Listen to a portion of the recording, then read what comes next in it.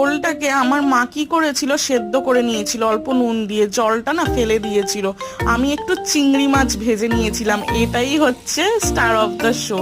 তো মানে এই চিংড়ি মাছ দিয়ে টেস্টটা যে কি অসাধারণ এসেছিল, মানে বলে বোঝানো যাবে না। আমি একটু শুকনো লঙ্কা ভেজে নিয়েছিলাম, ভর্তা বলে কথা, একটু ধনেপাতা কুচি আর আন্দাজ মতো নুন নিয়েছিলাম। মা সর্ষে বেটে নিয়েছিল কাঁচা লঙ্কা দিয়ে, সাথে দেশের বাড়ি থেকে কিছু নারকেল এনেছিল, ওই নারকেল কোড়া দিয়ে দিয়েছিল। না দিলে ভর্তার যে একটু মিষ্টি ঝাল ব্যাপারটা সেটা আসবে না। তো যাই হোক, ভালো করে হাত দিয়ে মেখে চটকে গরম ভাতের সাথে খেতে যে কি অসাধারণ লেগেছিল বলে বোঝাতে পারবো না। ওল ভাতে সবাই নিশ্চয়ই খেয়েছেন কম বেশি, কিন্তু এইভাবে কোনোদিনও খাননি। একবার এইভাবে বানিয়ে খান, অসাধারণ লাগে খেতে।